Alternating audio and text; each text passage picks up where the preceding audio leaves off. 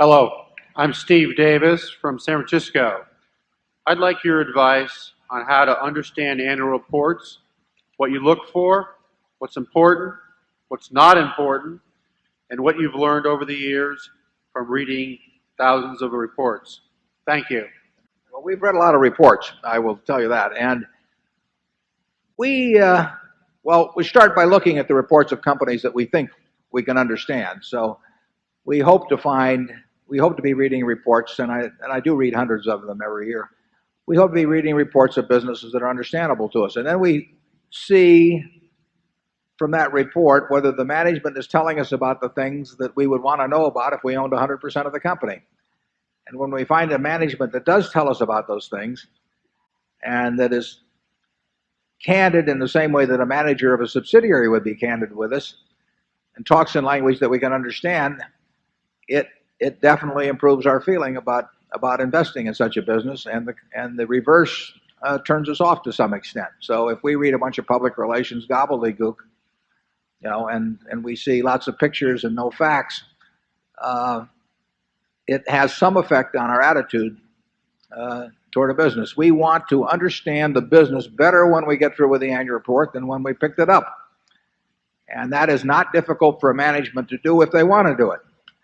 If they don't want to do it, we think that is a factor in whether we want to be their partners over a 10-year period or so. But we've learned a lot from annual reports. For example, I would say that the Coca-Cola annual report over the last good many years has been an enormously informative document. I mean, I can't think of any way if I had had a conversation with Roberto Goizueta or now Doug Ivester, and they were telling me about the business, they would not be telling me more than I get from reading that annual report. We bought that stock based on an annual report. We did not buy it based on any conversation of any kind with the top management of Coca-Cola before we bought our interest. We simply bought it based on reading the annual report, plus our knowledge of how the business worked. Charlie? Yeah, I do think if you've got a standardized bunch of popular jargon that looks like it came out of the same consulting firm, I do think it's a big turnoff. That's not to say that some of the consulting mantras aren't right, but I think there's a lot for sort of candid, simple, coherent prose. A lot to be said for it.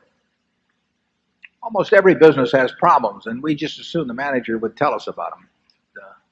We would like that in the businesses we run. In fact, one of the things, we give very little advice to our managers, but one thing we always do say is to tell us the bad news immediately. And I don't see why that isn't good advice for the manager of a public company.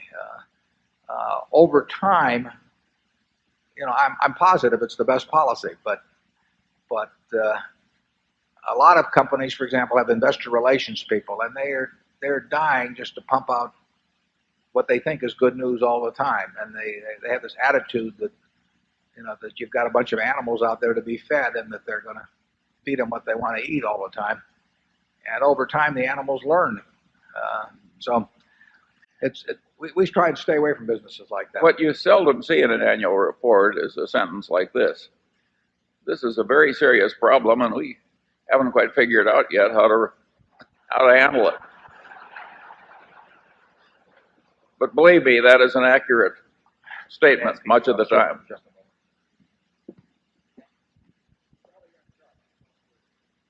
All right, zone 3.